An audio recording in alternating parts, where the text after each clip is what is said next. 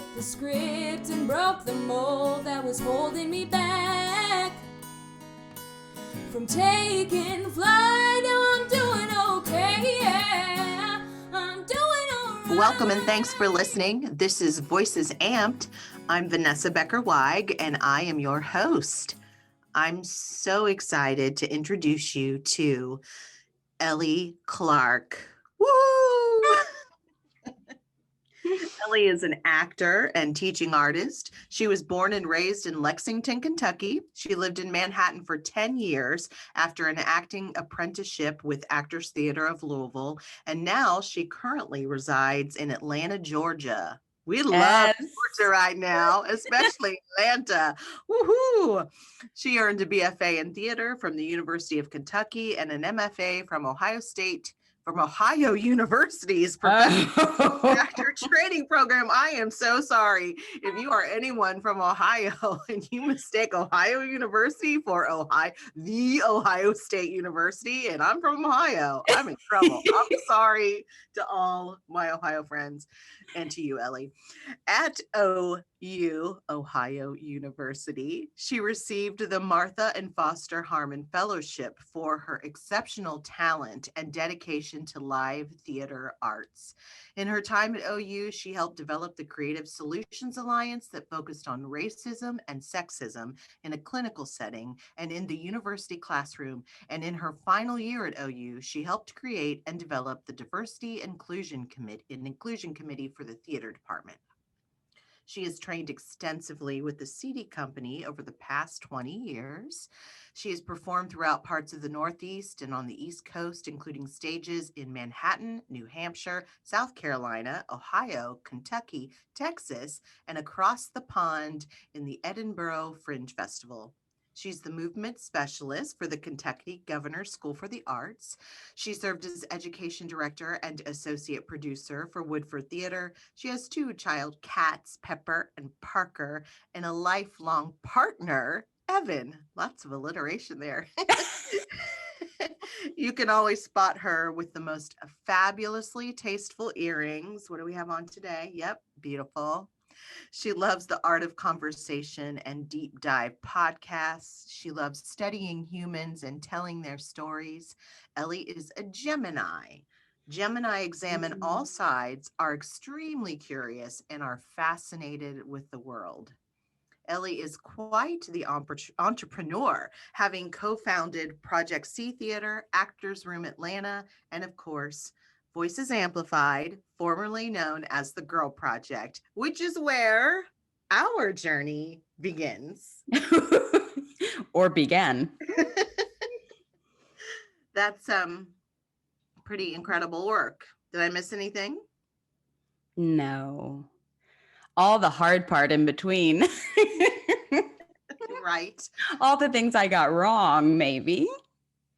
Well, there is an awful lot that you have done right, Ellie Clark. It is such a joy to interview you today, and it's a joy to be your partner in crime in this. I feel so privileged to get to share a workspace with you and a friendship with you. And our joke about being work wives, I wouldn't want to be married, to anyone else except for, my husband. You remember after the year 2013, we survived getting that show up, having created this thing, trying to figure out as we went what it was. And we sat down at the end of the show and I can't remember what I gave you. Maybe I gave you a necklace. Was that the year pink necklace? I think I gave you the Pink Girl Project necklace, and then you handed me a diamond band. We had matching diamond bands and matching pink necklaces. A true marriage. True marriage. So, oh wow, it's the new year, and while we're excited to start a new year, it's already been a little crazy over the past few days. How are you holding up with the state of pandemic and storming of capitals and whatnot. How are you holding up with all of that? Um, I guess like a lot of folks, I was trying to rally around this 2021 shift. Um, and I think it hit pretty hard January 1st, but I definitely knew on December 31st that it is not particularly real, the shift. And I think it hit me harder that um, saying goodbye to 2021, or excuse me, saying goodbye to 2020 was not saying goodbye to being furloughed, having no theaters open, not knowing what move I'm going to be able to make next. I think it actually got heavier for me and a little bit darker. And I think a lot of people blame it on time of year, or, for me, I love winter. I love fall. This is a really good time of year for me. I like the climate, probably that Irish, Scottish background in me. I love the cool kind of moody weather, but yeah, just this presidential shift and the venom and fear and confusion of all of it is pretty heavy for me. It feels like right now. Yeah, so it wasn't a good riddance 2020. It's almost like um, it's getting to an even harder part. So Yeah, yeah. I certainly think that I rode the high a little bit of saying goodbye to 2020, but certainly in the last couple of days, it's a struggle. It's a struggle to stay positive and to forge forward. But that's all part of it is keeping putting up the good fight. Mm-hmm. Yeah. Yeah. So what kinds of tools have you used throughout this time that we've been furloughed to just to kind of help get through the tough parts, get through any anxiety, get through the day? I wish that I could say I've been meditating and working out and um really I think Evan and I are working towards creating structure for ourselves. I am a personality type that relies heavily on outside structure, not my own internal structure.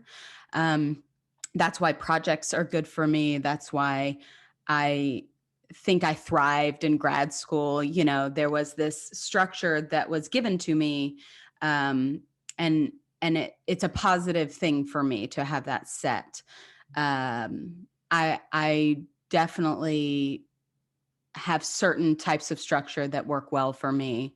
But I think just in the past month or two, Evan and I said, we've got to find our joy. So we've been moving our house around, trying to set up to make us feel like the energy is wonderful in our house. We've been cooking new things, things we've never cooked before that take time and energy and thought and grocery lists. Like we usually stick to dinners we love. We order in a lot of the same things when we decide to order in, which we haven't been doing during this pandemic. We haven't had the money to do really, even though I would love to support local business. But I think just, I don't bake, and I've been making paleo muffins and cookies, and I got an ice cream maker and cooking new dishes like chicken coq au vin and, just fun things like that, trying to be creative and reading a lot. I've given myself space to read. I get in bed early, turn off the TV and cuddle up with a book. And I really think a lot of my light and joy has come from getting real time with you again after busy lives and being in different cities and states, putting some energy into into work that means a lot to me. It has given I've had more time to really focus on what means the most to me and where I find value and where I feel valuable. So just taking our work with Voices Amplified and reimagining our work with the Girl Project into a broader mothership name while still continuing our work has been something we've talked about for a while. We knew when I went to grad school that things were shifting and the world was shifting and the project was growing so fast. So just taking the last 3 months to put a good amount of my really positive, energetic time of day into Voices Amplified has been exciting, because usually, I go to work 9 hours and I get home and it's late and I'm just trying to get this work done, which is my favorite work. But it's been able to take priority, which has been a real light for me. It has. And it's been, I mean, I don't know really, even since the beginning that we've both had this kind of time together. So it is really, it's been special and Special. super exciting. And you mentioned the world changing since we started our work together, which was back really, talking about it in 2012 and really truly getting it going and performing by 2013. So the world has had some changes. What from your perspective has changed to drive our decision to start to evolve even more? I mean, we've always evolved. The project started in one place and then it just continued to evolve, but to really make this big shift. I can't say that the world has changed so much as maybe claim that I've changed, or once you embark on a journey and begin to learn, like I've said a few times, and I think Jenny reiterated this too, but once you learn something, you can't unlearn it. And then it's just like a constant revelation of new information and new ideas. But I think it was a big deal in 2012, maybe just because it was a big deal to us to give 100% of our intention to a group of teenage girls and say, we are going to put all of our energy into giving you an experience to make you feel relevant and seen, to give you autonomy from your parents and from maybe some toxic social environments that you may be experiencing in your schools. We are going to eliminate boys from the conversation for a little bit of time so that flirtation and sexual energy and insecurity and a lack of body confidence can maybe relax a little bit. It doesn't go away, and even me saying that is naive, which maybe I'll get to here. But, that first class of girls, I think it was a big deal that we were giving a space like that in Lexington to teenage female identifying young people. Soon after that, you, I think, were always interested in moving into middle school. I think you like working with middle schoolers. I hadn't done a lot of work with middle schoolers. And Margaret offering this cross mentor component to our work to take it into the middle school was exciting.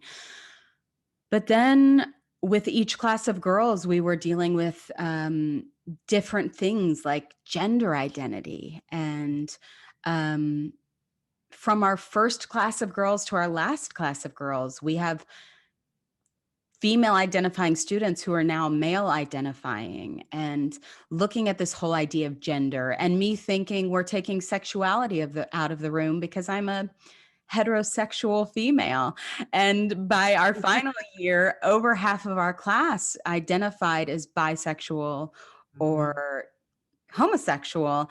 And I'm like, oh my God, there's so much sexuality in the room, even with a group of teenage girls, and it was a lovely thing, and still a different sexual energy perhaps. And I wouldn't say sexual in the sense of intercourse. I just mean sexual in the sense of hormones are going, and there's excitement and there's giddiness and there's all those things you feel when you have little crushes. So I think just the evolution of and how fast we are moving forward. And I would say anybody who's experiencing the bias of it is like, you think this is fast, but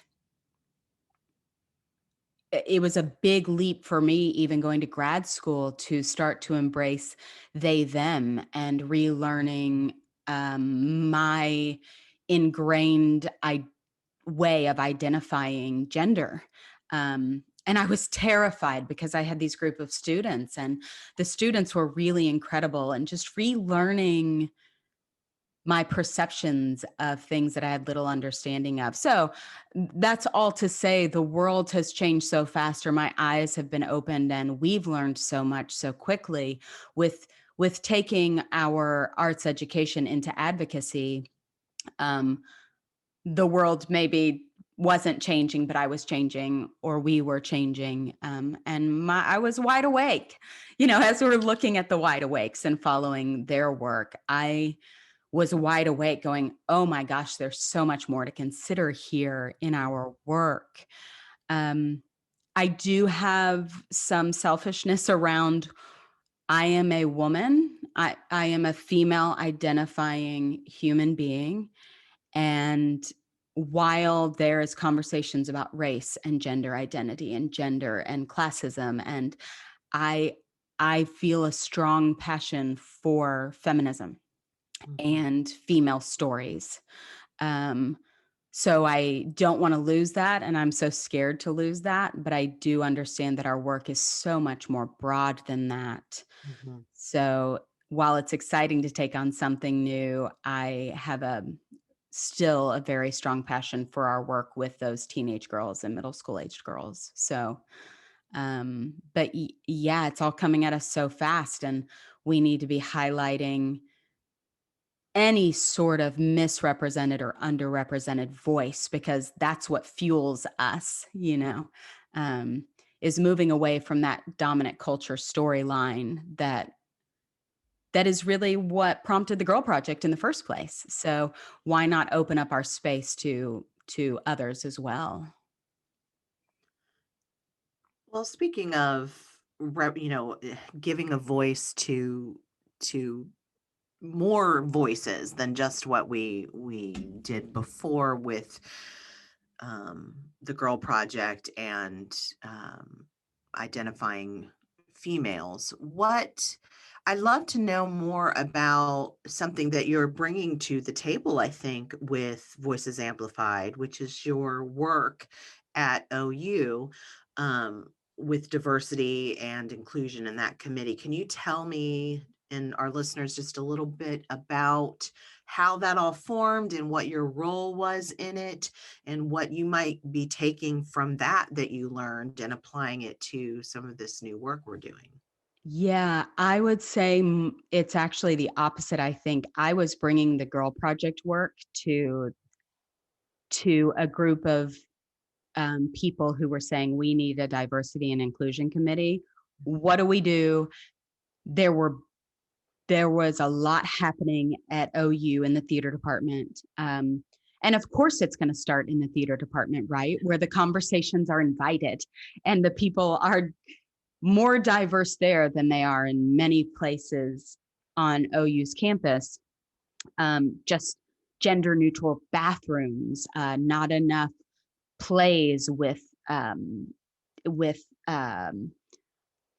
the diversity that was represented within the student body, so falling into traps of colorblind casting, or we're going to give you the lead. And it's like, this lead isn't written for a Black woman, it's written for a white woman, or all the things that you're going to encounter. Right. And some really, really vocal undergrad students were just really going after the fight. And there were 10 graduate students, and we all sat down in our voice class and we said, how do we do this? We had one Black man in our class of 10, the only Black graduate student in the acting class, graduate acting class. And he's an incredible man and so thoughtful, so smart. And I said, what I can bring, which is very little, is some administrative skills. I can send the emails, I can put together a contractual agreement of how to keep this safe or how to keep the space safe. And I know how to set a code of conduct because of the Girl Code and because of our contractual agreement that we made with our girls coming in, that what's said in the room stays in the room. You're going to sign a contract that says that you will do that, and you will not breach that contract. And if you do, here are some repercussions. So really all I could bring was the ability to set a code of how we wanted to conduct ourselves in the Diversity and Inclusion Committee and put those contracts out there, and then try to help, as we do with the Girl Project, in saying, how do we keep this space constructive? Because there was a lot of need for people coming to a space and airing their grievances, rightfully so. So how do we take what we're hearing and take it to the staff, or take it to the teachers, or take it to the head of the department? Which the department was really open to.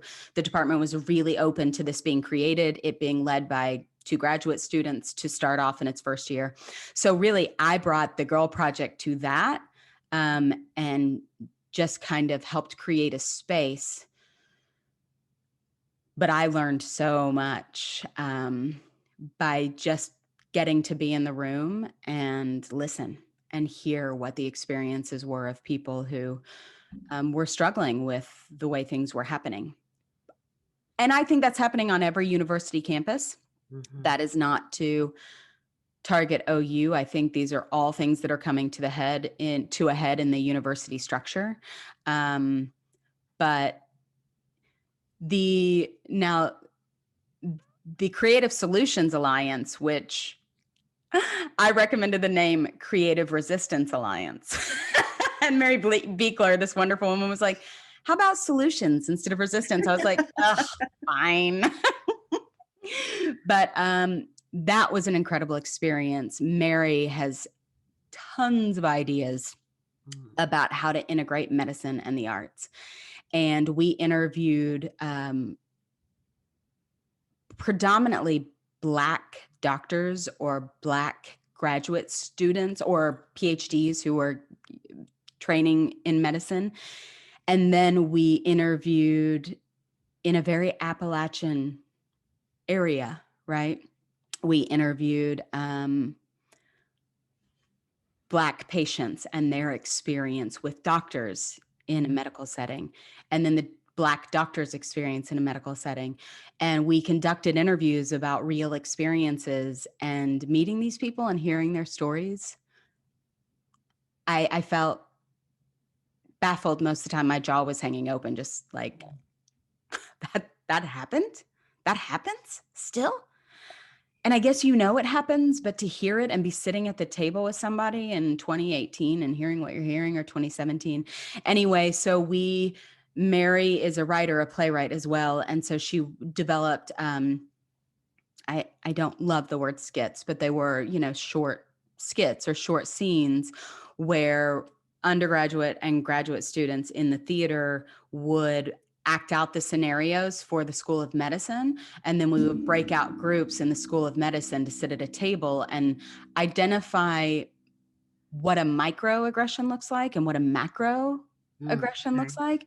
And they went to their breakout groups and they would work on identifying the problem and coming up with a solution, and how to confront when an issue does come up. Because when you're a student of medicine working with a doctor, my understanding and what I got was that there's not a lot of room for the student to say, hey, I don't think you handled this well, to a doctor that they're working under. So the School of Medicine was so receptive to this kind of training, and the actors really loved going in and working with the School of Medicine and creating the scenarios, and bringing it in a way that was very palpable for those students. And then we would have some of the medical students get up in the scenario and try to solve the problem in real time.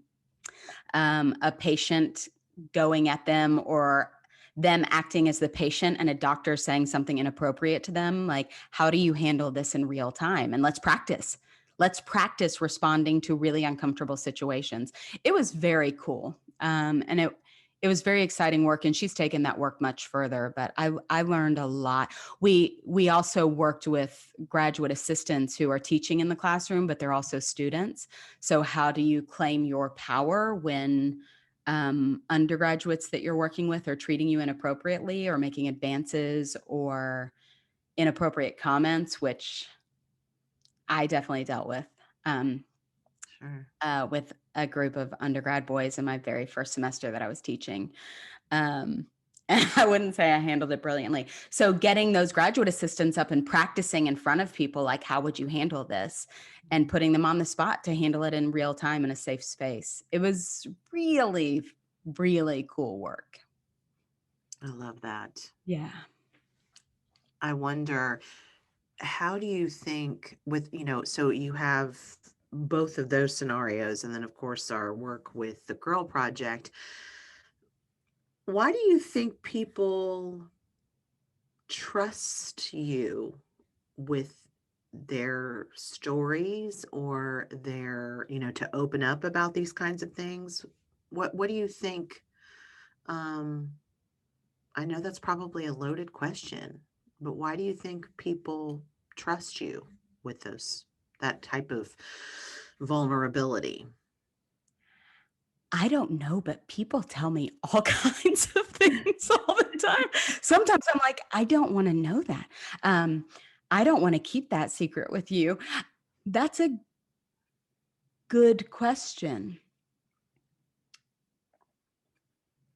I think, gosh, you and I have talked about this, just the inherently being a mother figure when you're in a leadership capacity, which when you go to grad school as an actor, you are, if you're getting paid to go to grad school, which I was with the fellowship and with graduate assistants, you're in a leadership role. And I was particularly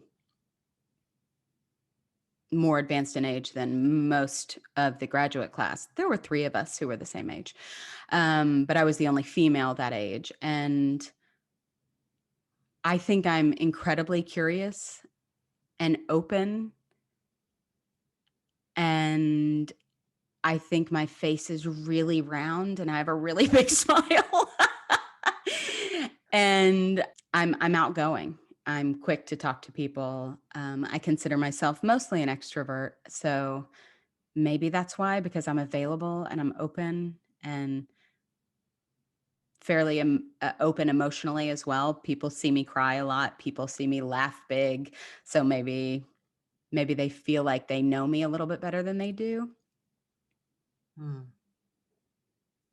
So speaking of trust, I think it was a big leap of faith. We talked a little bit about it in my interview. Mm. When we started this work together, we had just wrapped a show, Pride and Prejudice. Oh God, I did too.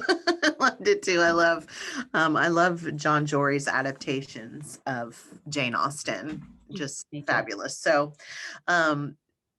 but we really didn't know each other very well, and your mother Trish Clark brought us together. And what made you decide, okay, I think that this is something that I could do with this person that I've only known for a few months and did a little play with and taught a couple workshops with? What made you feel like that was something you could do? Well, I'm just, first and foremost, I am super, super quick to trust people. I would just about trust anybody. I tend to be really positive and see the good in people, and you really have to lose my trust. It is not necessarily challenging to gain because for whatever reason, it's just not. Um, but I also know that the John Jory's adaptations, while they're wonderful, they are insanely challenging. Mhm. Um, and then Sully created a stage of just fabric. And it's like, it's all the same color, it's fabric, but I swear if you walk right there, there's an exit and there's an entrance. And we're like searching the folds for exits on the stage. Half the time I didn't know where I was.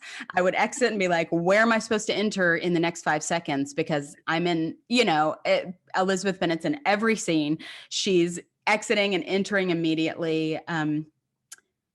But that whole piece, I feel like for the entire cast is so ensemble driven, and it takes such an immense amount of trust. Like, it doesn't matter if you're Mr. Darcy or if you're like chorus member number 2, Mhm. everybody is doing something all the time. So I think with the way that group worked together, there was a lot of integrity developed pretty quickly among all of us. And it was clear your artistic integrity to me very quickly, in particular too, because you led some work with us, some Le Bon movement work that Sully had asked you to lead. So I had had the experience of you leading me as a teacher while we were rehearsing a play together as actors, which is really fun and absolutely the way Sully works. Yeah, she values everyone in the room, and will utilize everyone in the room to showcase their talents and let them contribute in a plethora of ways. But yeah, I just think I knew the integrity was there because we had done that show together. So then my mom being excited to work with you, Trish Clark, and knowing and having spoken to you about your background in education, I saw it as a really exciting opportunity. There was no reason to not trust that that was there. And I think I've said this too before, that I had just moved back to Lexington from Manhattan. You had just come to Lexington. So there was a chance that either one of us could have just been there for a summer. I really didn't know that 8 years later, you would be my work wife. I just knew that we could create something really cool, develop something really cool. We just didn't know how long it was going to last. And here we are still going. But yeah, I think that trust is built pretty quickly when you're in a rehearsal room with people who work the way you work, and different people work different ways. But I think you and I are very different, but I think our work ethic is very similar. Absolutely. Absolutely. I know that that's something, it is very difficult. I think I can easily trust people like you talked about. But I actually, you can lose my trust pretty quickly if you don't have a good work ethic. That Mm. is something that I kind of pride myself on, and it's just innately there. And it's it's challenging, I think, when you have such a strong work ethic. I find it challenging to collaborate with someone who doesn't have so much passion, and right or wrong, but there's passion, and I think it all kind of goes together, the passion and the work ethic, that you just want to make things, we talked about it, people think I'm the person who gets shit done. Yes, but it's also because of that work ethic and passion. And I completely agree on that work ethic front. And I love how, here we are, really almost 9 years later, and we've taken all that passion and work ethic and blood, sweat, and tears, and we've poured ourselves into this project and this work, and we're still here, and we are navigating all of this that's going on in the world, and we're still pushing through. So I'm curious, What has kept you going with our work, even in the difficult times? What has kept you going?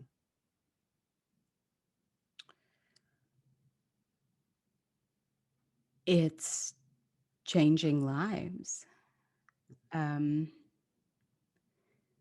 talk about work ethic, talk about the gift of theater. It's hard to know unless you're in the theater world. I think our work is very elusive. Is that the right word to some people? They're like, what do you do besides like memorize the lines and put on the costume and execute the blocking? Like, what do you do? It's like, oh, that's not even, that's like the starting point, but, or the entry point.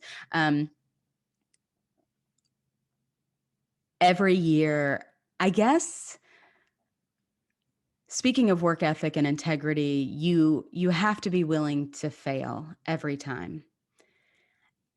And I bet there was at least a handful of times over the past 8 years that we had audience members or artists come see the Girl Project and be like, whew, that must have been hard to direct that piece or that person, but to us, or to me, and I will say us, it's not about the end product. It's watching where that person started. And a young girl saying, I'm not going to be able to say this out loud on stage. I can't do it. I'm going to give my piece to somebody else to do for me. And then we're at performance time and we're like, oh my God, they never gave it to anybody else. Are they going to be able to do this? I mean, I would say the Girl Project secured for me that I never want to be a director. Ever. I feel like when I'm acting, I have control because I'm on the stage. So if shit goes down, I can be there to fix it. Being a director and like letting go of the reins once the show started, oh, it makes me sick. Anyway, I really feel like the girls every summer, even ones who don't really know what's happened or the change that's occurred in them, they floor me. Some of the women that we've watched come through that program, or girls, whatever they are, wherever they are in their state of maturity. And then the guest artists, I mean, the people who have agreed to work with us. I know.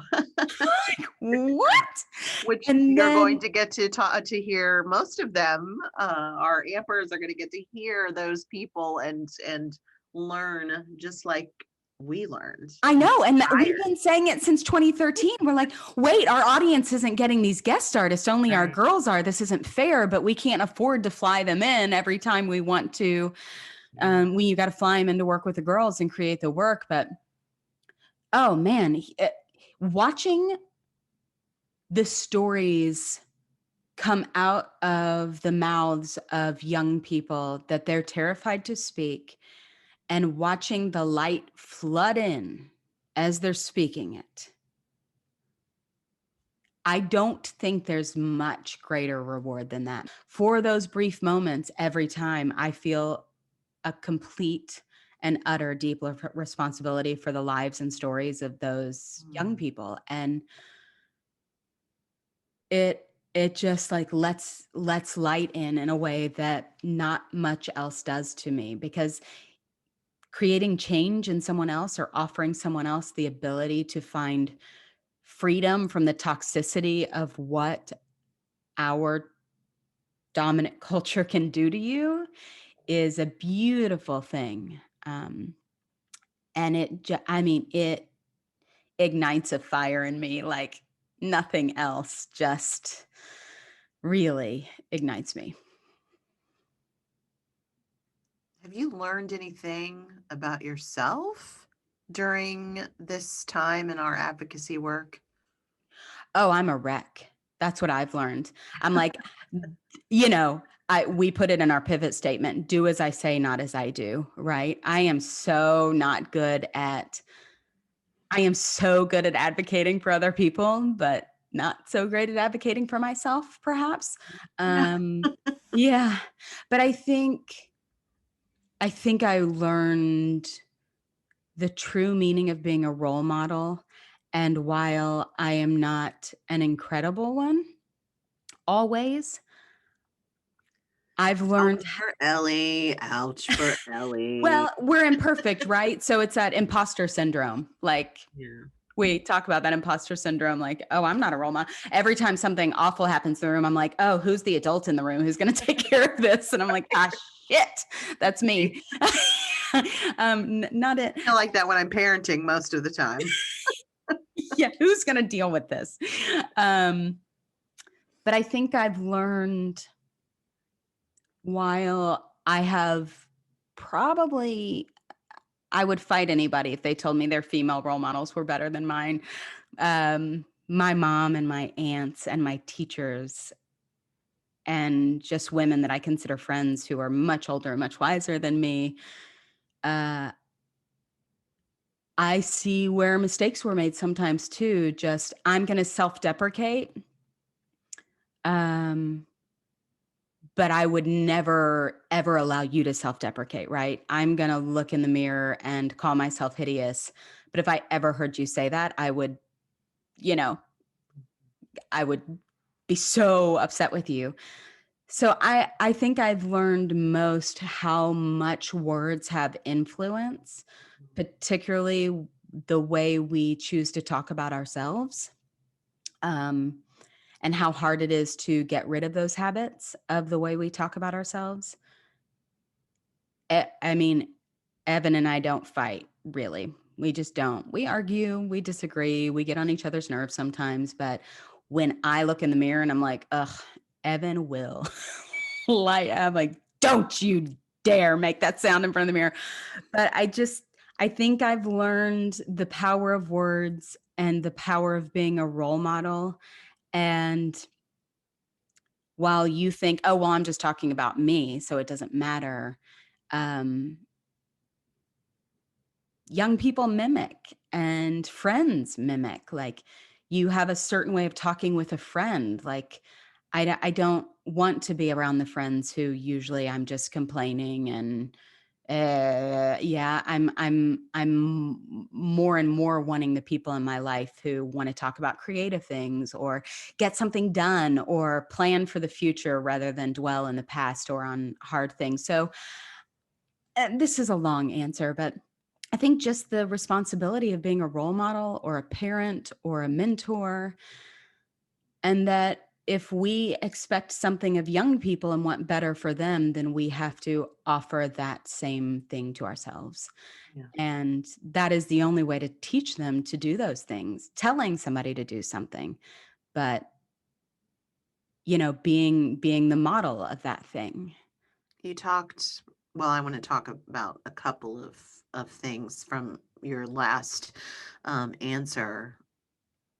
Let's talk about Evan, because I see how your relationship is and how supportive you are of each other, and I'd love to know a little bit about that, and I'd love to also just know about your choices and expectations that are typically placed on women, to be married and have kids, and how that factors into your relationship and your choices, and if you feel any of those kinds of pressures to kind of follow suit with what everybody else seems to think is the route to go. I don't, which is interesting because I had boyfriends in my 20s boyfriends, maybe one that I thought I was going to marry. Thank God that's anyway. I don't feel those kind of pressures. I will only speak for myself. I don't speak for anybody else who makes any decision, because they're so deeply personal. But I've never been with someone who so clearly from the moment we went on our first date, he made it clear that I was 100% his world And he did something very, he just, it was clear, and I guess when someone allows you to be the center of their universe, I mean, I'm not sure what a wedding is besides a lot of money and a big celebration. Yeah. And the not having kids thing, I always say my sister did that for me. She had two perfect children, so I get to play with them and give them back when when I'm done. And those children really are perfect. They are the center of our universe. So I always thought I would have kids, but it just hasn't become a priority. And I am a strong advocate for adoption. So if Evan and I ever decide we want a child, and since I'm at geriatrics pregnancy age, I hate that word so much. You said we're going to have a whole episode on geriatrics pregnancy. Geriatric pregnancy. And we're going to have Jenna Hoban on. So I think we can have a child if we decide to, because there's so many children out there who need homes. So yeah, I don't mind being asked those questions. I always feel like people have good intentions, and it's usually people who love Evan and I and our relationship who want to know, because it's never out of spite that anyone asks those questions. So No, I think anyone who spends any time with the two of you sees the just unconditional love that's there, and it just goes to show. I mean, a piece of paper is a piece of paper, and I think it does have a lot to do with logistics. And this is, coming from someone who's been married. um, but certainly I know with Eric, when I went into that being like, not getting married, nope, not doing it again, nope, not happening. But there were just some logistical, like, insurance situations, and I was like, hell. yeah, and it's the privilege of our heterosexuality, It right? is. It is. And we get to take advantage of a system because we live a hetero lifestyle, I and know.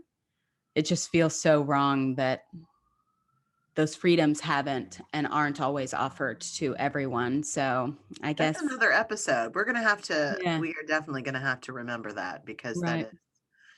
that is so very true. So we talk a lot about your mom, Trish Clark, and for our ampers who have read our pivot statement or history or anything, you're going to see Trish Clark, Trish Clark, Trish Clark. It's like Marsha, Marsha, Marsha.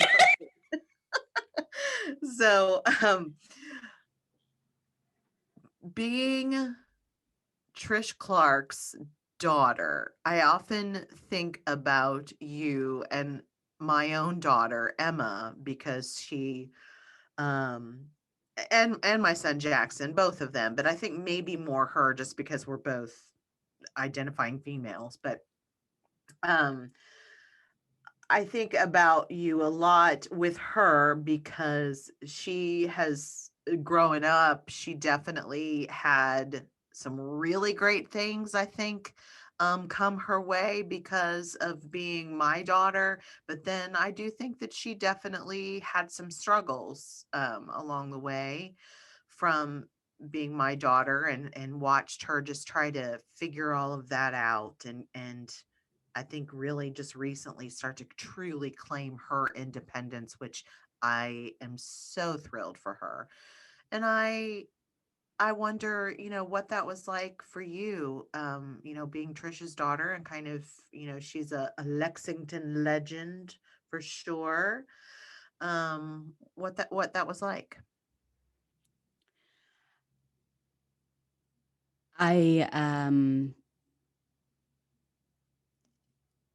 It really was it's a privilege of a lifetime to have a mother who is so respected and so loved and so energetic and so creative and playful and did I say generous? Can I say generous like 500 times? Generous to a fault, right? With time, energy, love, money, anything. We never had money, so I don't think money, but she, growing up, I never felt like I was in a shadow of Trish Clark. I just, like any teenager, wanted that autonomy of I earned this myself. I never wanted to earn anything because of who my mother was. But I think it was so clear from a very young age that my whole life was going to be theater. I mean, I inherently, in my deepest part of my being, am a theater person. I am an actor. And so I think because it was so clear, it was just a matter of my mom giving me space to make my own choices, which she always did. Not a stage mother, kept her mouth shut when it came to casting with me, or would stay in the car when I would go into audition. She would just drop me off, things like that. But it was such a really incredible community growing up in Lexington, that whole community really lifted me up as a young person needing that too. And I think really tried to let me have that autonomy as well, and challenged me and set high expectations for me. And, the hardest part was my mom.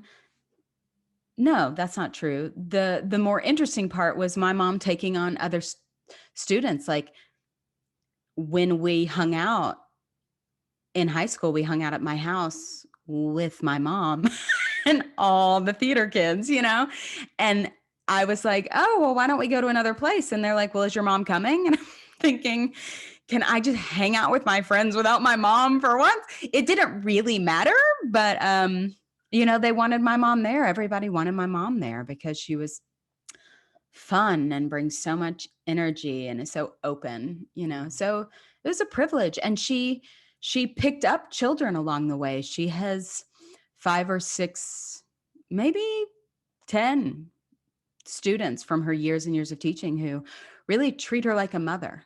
She talks to them on Christmas Eve and Christmas Day and holidays and Thanksgiving and New Year's, and really look to her as a parental figure. So, it's offered me the opportunity to have a bigger family and more love. So there's nothing I wouldn't trade it for anything in the world. She's phenomenal, and she's earned her reputation as a legend because she has worked so hard to keep theater alive and thriving in that Lexington community. And she is not the only one, but she works really fucking hard at it. And sacrificed so much of herself and her health to giving everything to any theater she was working for, even at the high school level. I mean, she was taking kids to Edinburgh Fringe Festival for years from her high school. Groups of kids doing fundraisers where they were raffling off cars, I mean, you're talking about real deal. We are creating art. We are doing this thing and we're doing it all the way. No matter where she is, you could put her in the smallest town in the most conservative place, and she's like, this is what we're doing. She has so much integrity around her work. She's a perfectionist. And she's smart and she's super creative. She thinks outside the box. People are just drawn to her. And it's really a privilege. I have learned so much from my mother. Good God, she's something else. Makes me want to cry just talking. I know. That's beautiful. You had mentioned earlier, you hit a little bit on this, and I want to circle back to it, but how people's perceptions of you, you had talked about, you felt like, some people maybe had a different perception of you than who you truly are. Talk to me a little bit more about that. I think I confuse myself. I think it's a Gemini thing. Sometimes I'm like, I'm not what you think I am. And other times I'm like, yes, I am. I think I got a lot growing up that I was pretty intimidating, Mm. which was hard for me to comprehend because I always felt so insecure, right? That I didn't understand and I didn't really understand that I have a really big personality. Mm. I still struggle with that, but I think my personality is big. Um, and so I think because my energy is big and maybe I had less of a percent, I didn't really understand that people found me intimidating and I hated that. Mm. So it made me want to shrink, it made me want to be like, oh, so I have to go in and be really, really nice and soft and I'll talk quieter and be self-deprecating so that people don't find me intimidating. But then I get in the room and start doing the work and I'm like, nobody can stop me. I will bulldoze my way through every single one of you motherfuckers if I have to get this done and to make you will succeed. This will be brilliant. We are going to do this. I will sit. Anyway. So I understand it, but it baffled me a little bit when I was younger and I didn't like it. And I think it caused me to want to shrink myself a little bit, but I'm just not necessarily good at that. So after a while I was like, fuck it. If I'm intimidating, I'll wrap my arms around every person in the room as soon as I enter the room. But I've gotten past that a little bit. I think it's interesting when people say that they find you intimidating, and I struggle with that. My kids joke with me all the time about how they make sure to inform me that all of my students or people that I work with are just a little bit afraid of me. I'm like, what? I don't, why? And then but then people will say, well, it's not that we're afraid of you, you're actually a really warm person, you're just a little bit intimidating. And I've started to just embrace it too, because it's just like, okay, well, I don't think it's because I'm mean. I don't think I'm a mean person. I hope it's just that intimidation is coming from respect, and I definitely think for you that is the case. It's a respectful kind of intimidation. Hmm. So what makes you feel, you talked a little bit about just kind of feeling insecure and all of that. What makes you feel vulnerable? Are there specific things that bring out those vulnerabilities? Yeah, definitely. For such a big personality, and I will say anything at any time, which you definitely know. It doesn't matter who's around. I just say things that I think and that come to my mind, and love to ask questions, inappropriate or not. And I really, for someone with such a big personality who seems so bold, hate confrontation. It Mhm. makes me sick. I will avoid it at all costs. Um, and it makes me feel vulnerable and it will put me on repeat in my head, like just that dreadful, I should have said this. I know post confrontation, everything that should have been said, the exact appropriate way to handle it. Um, but in the moment, it's really complicated even when, oh, this is a good girl project learning lesson. When inappropriate things are said to other people, when they're said to me, all the way up to, I don't agree with this and I can't let it happen if my name's going to be on it. So I'm out or we're not doing it. And it's really challenging for me. And I hate that. Mm. I really can't stand instigators, but I do like people who don't fear confrontation with other human beings. And sure, having confrontation with some people is exciting to me. And I'm like, yeah, bring them. And then other people, I'm just not interested. And I think it has to do with knowing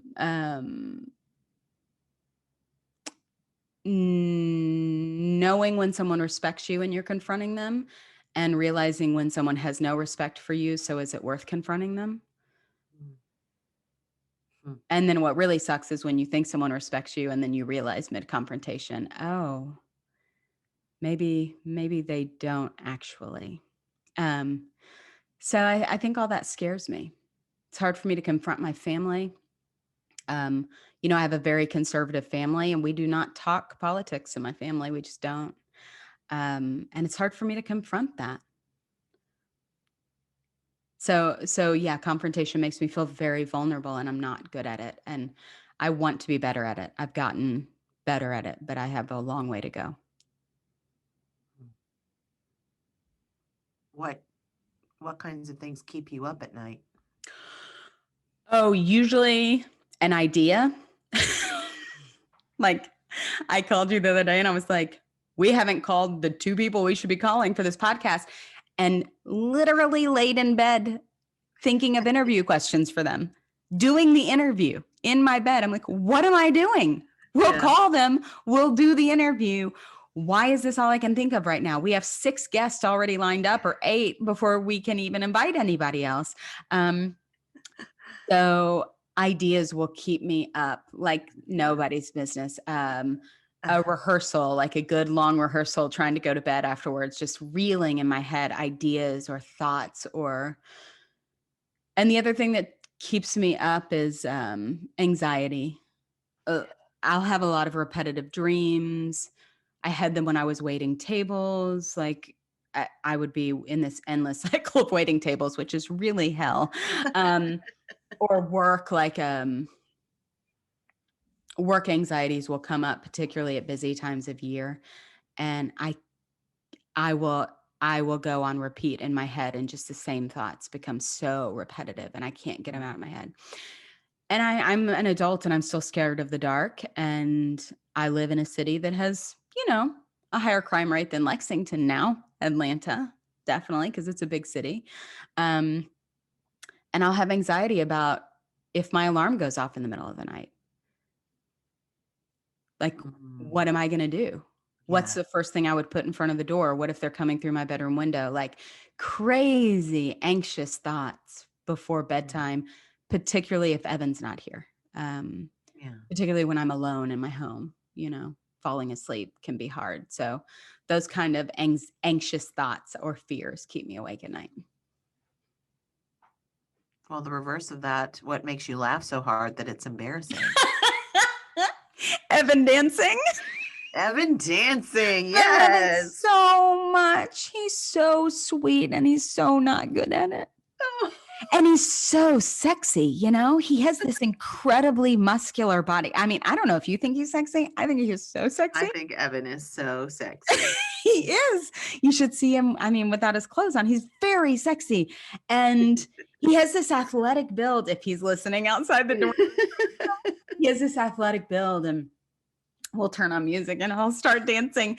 And I always try to just be really supportive. And I'm like, does that feel good in your body? I've become such a movement teacher. I'm like, so does that feel good? Because that can't feel good. That is so not right, whatever's happening. So that makes me really, and it's gotten to a point where he uses it to make me happy, which is like the most selfless thing in the world. He loves to turn on music and just dance around the kitchen. And, he doesn't give a shit. So it is like our most joy. And sometimes really late at night when we're drinking wine or a cocktail, we will get the giggles over the stupidest stuff. I mean, utterly absurd stuff that,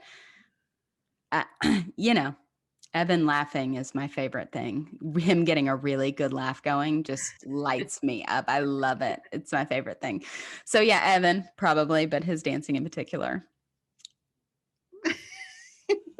I don't get in trouble. So I'm curious. I want to ask you just a couple more questions about theater. What's a favorite role that you have played?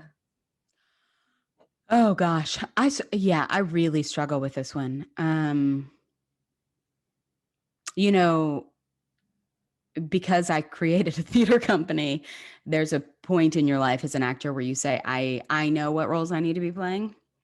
So I had the opportunity to choose some of those roles, and then I've had people put me in roles that I was like, I cannot play this. And I would have to say Cleopatra,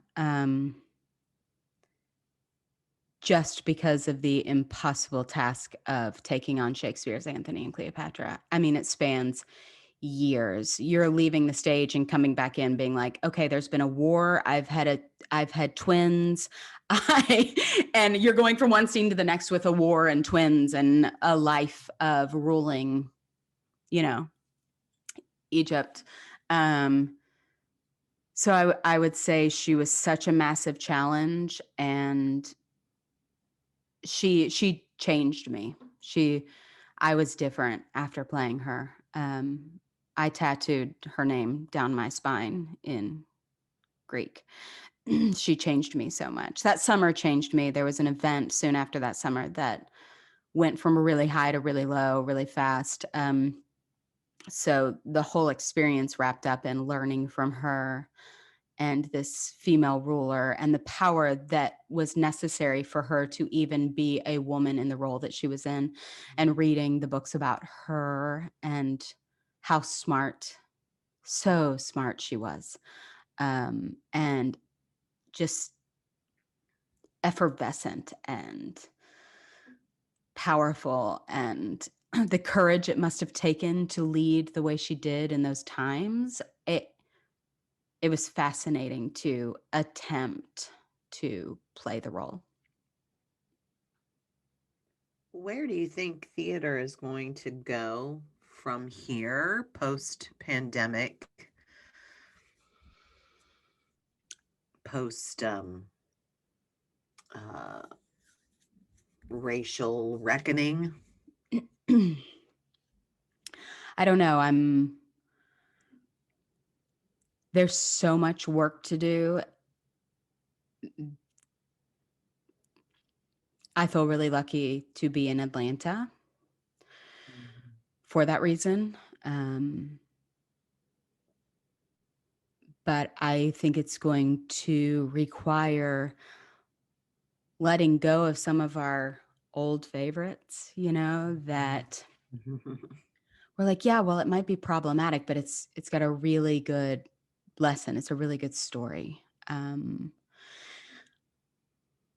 I think for a long time, the theater world has needed more playwrights of color, more female playwrights. And I think we need to be investing a lot of time and energy into supporting those playwrights and giving money for those playwrights to create work, because I know there's a lot of stories out there to be told, but we're going to need more of them. And we're going to have to be reading new plays and new works and approaching creating our work in a different way. And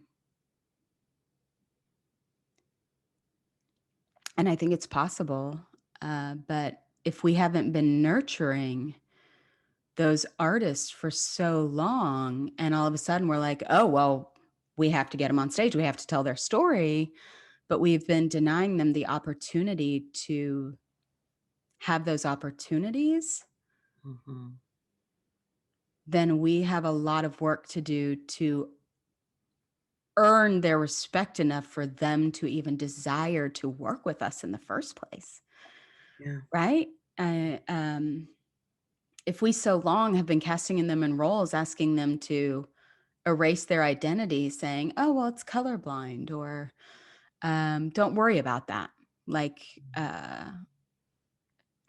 it's such a denial of who they are, and it's erasure, and it's evil. It's not nice. And so I think there's going to be a lot of earning trust. I think there's going to be a lot of folks who have been in power for a long time who are going to have to relinquish that. And I think it's going to be challenging Mhm. for them.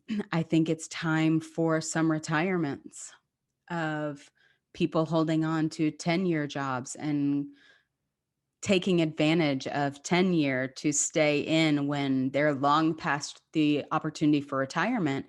But no diversity can come into that university until space is made for them, Yeah. right? Yeah. So being a smart person and saying it's time to make space. And even if that means me going away and somebody taking my space. And I think that's really hard, Yeah, it um, is. particularly when you've built a program or you've built a theater. Um, but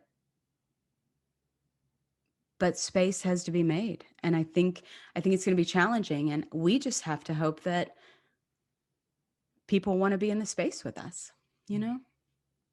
That's what scares me a little bit. Is like, oh no, look, I'm doing this for you, and it's like, what makes you think I want to work with you? Yeah. So I think there's a lot of healing to be done, and a lot of conversations to be had. And I think learning how to have those conversations, and being prepared for that kind of confrontation, and somebody saying you got this wrong, is something we all need to be prepared to take on and face and confront. Thank you for all of that truth. And I'm gonna start to wrap up this first section here, Ellie, but I've got a couple of questions for our ampers so they can kind of follow your path and the new things that you're doing with your time these days with reading, all the reading that you're doing. What are you reading right now? And what are you, is it enlightening you in any way? Oh my God. I have to read pages and then go back and read them to make sure that as I'm moving forward, I'm reading. So you want to talk about race. So that book is really exciting. I also read a book that shook me called Educated, and it changed me in a lot of ways. But it's another woman's story talking more about class and education, and it was like reading a fiction book. I couldn't believe what I was reading, right? So, but I couldn't put it down. I Whereas just gotta put it sometimes, down. yeah, oh man. But so sometimes with So You Want to Talk About Race, I'm like, I need to put this down and I've got to digest and make sure I'm picking all this up. Yeah. Um, so yeah, those two books have been my last two favorites. Oh, and I'm also reading Sapiens, which is just fucking incredible. I would recommend that book to anybody. Okay. Yeah, What is it again? Sapiens. Hmm. Sapiens. Okay. Talking about humanity and the evolution of human in real talk. It's so cool. It's so cool. It's a page turner, and it's about sapiens. Hmm. Adding it to my list. Yeah. What's your superpower? Mm,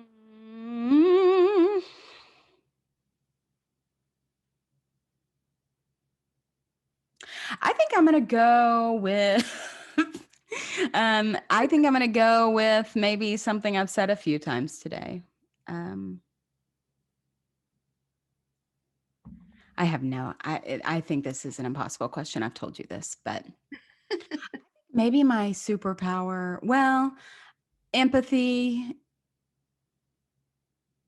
if it is a superpower, or could be a superpower, is probably maybe up there, but I would say curiosity is my superpower too. I am so endlessly curious. If somebody would sit down and let me ask them 5,000 questions, I would. I love to talk about all the things you're not supposed to talk about. I love to talk about the things you are. I'm just fascinated by people and the world. So perhaps my curiosity is my superpower. I love that. I love that superpower, Ellie Clark. So we're going to move on to our campfire section. Campfire is a moment for our guests to share inspiration with our listeners and us. The campfire represents storytelling in an intimate setting that is unique to the people who are present. In our activism work, we refer to this as the close container or circling. What are you going to share today, Ellie? I've changed it up. I am going to read. I'm going to read something from Anne Bogart that's brilliant.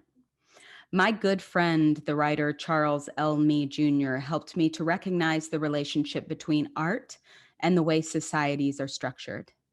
He suggested that as societies develop, it is the artists who articulate the necessary myths that embody our experience of life and provide parameters for ethics and values. Every so often, the inherited myths lose their value because they become too small and confined to contain the complexities of the ever transforming and expanding societies. In that moment, new myths are needed to encompass who we are becoming. These new constructs do not eliminate anything already in the mix. Rather, they include fresh influences and engender new formations. The new mythologies always include ideas, cultures, and people formerly excluded from the previous mythologies. So deduces me, the history of art is the history of inclusion. National and international cultures, as well as artistic communities, are currently undergoing gigantic shifts in mythology. Technological and corporate revolutions have already changed the way we communicate, interact, live, make art, and articulate our ethics and values. The myths of the last century are now inadequate to encompass these new experiences. We are living in the space between mythologies. It is a very creative moment, brimming with possibilities of new social structures, alternate paradigms, and for the inclusion of disparate culture influences. I believe that the new mythologies will be created and articulated in art, in literature, architecture, painting, and poetry. It is the artists who will create a livable future through their ability to articulate in the face of flux and change. Thank you for that. I needed to hear Can that. I read one today. more? Can I read one more? Sure. So in light of, I have like 6 bookmarked, but in light of me saying, a lot of people think our work is elusive or don't know what we do. I think Anne, in What's the Story, her book, What's the Story, she has a section called Heat. I love this section. But it's talking about the relationship between training, rehearsal, and performance, and people usually only see the performance. So she says, what is the point of all the discipline, hard work, and training? What does the training and preparation have to do with rehearsing a play and with performance? The training and the discipline and the sweating and the study and the memorizing are not the end point, but rather the entry. The preparation is what gives one the permission to take up space and make wild, surprising, and untamed choices.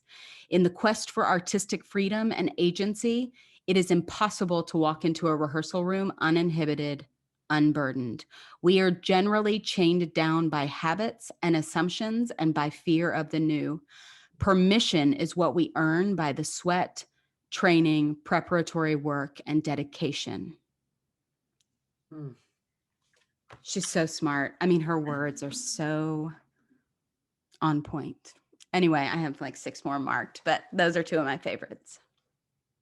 That's fantastic. And like I said, so inspiring for the journey that we are about to venture on, and just some of my other entrepreneurial journeys that I'm embarking on. That first passage really spoke to me a lot. So thank you for sharing that. And hopefully it inspired some of our listeners to read that creative book. This is the time. It's the time. It's our time. So we're going to finish up with a little rapid response for one Ellie Clark.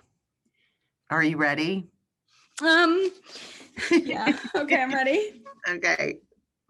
If you could choose another profession, what would you be? A politician. Whoa! No, really a dancer, but maybe a politician. I just want to get in there and fuck shit up right now. I can get behind that. Ugh. Can I be your campaign manager? Yes, Okay. definitely. You can get shit done. If you could have wisdom or riches, which would you choose? Wisdom. Your attitude toward the world in one word. Fuck it. Fuck it.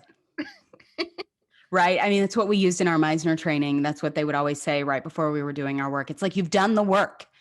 Now, fuck it. Just get out there and see what happens. You got to just do it. You can't let all the fear stand in your way. Okay. Love it. What would you want said about you after you are gone? Damn, she was fierce. I think you're well on the road to that. What is your first thought in the morning? Oh. I'm really not a morning person. And Margaret really ruined this for me because she's so mindful.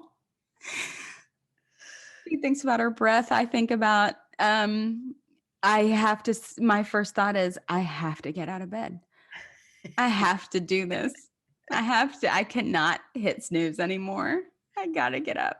Since we've been asking this question, and I have, when I wake up in the morning, I have been recognizing, okay, what is the first thing that you think when you wake up in the morning? And mine also too, at least the past few nights, because I haven't been getting a lot of sleep, is, shit, I gotta get up. Now every morning I'm gonna think about Margaret and try to just center myself around my breath. Yeah, gosh. Oh. Who's one person that you think should be brought back from the dead?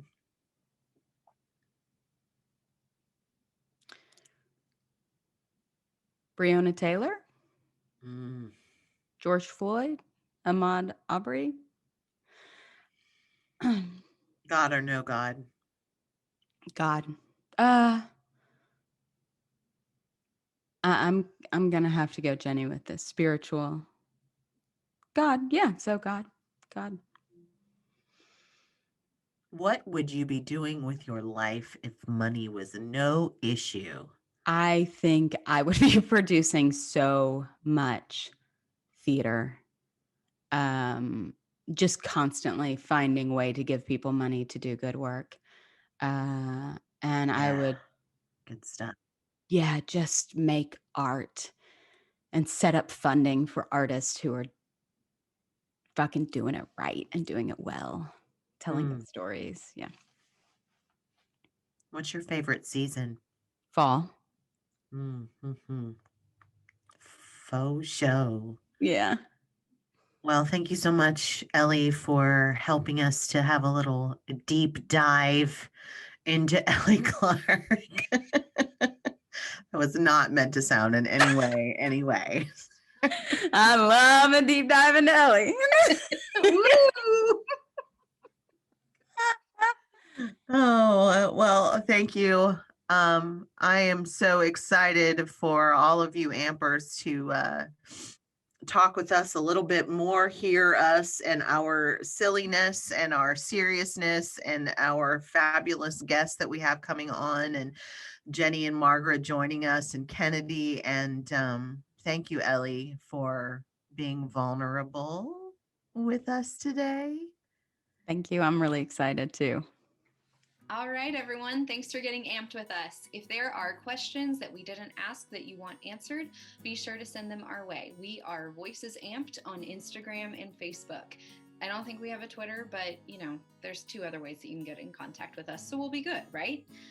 Voices Amped is part of the arts initiative Voices Amplified. You can check us out on our website at www.voicesamplified.net.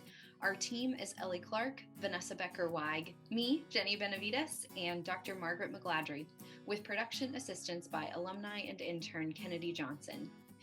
This podcast is possible in part due to a generous grant from the Kentucky Foundation for Women. We want to thank Lauren Rourke for the badass podcast art, Tiffany DuPont Novak for our Fierce Voices Amplified logo, and Vanessa Davis for our beautiful underscore I'm doing okay.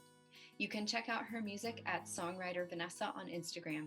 Thank you so much for tuning in, and we hope to see you next week.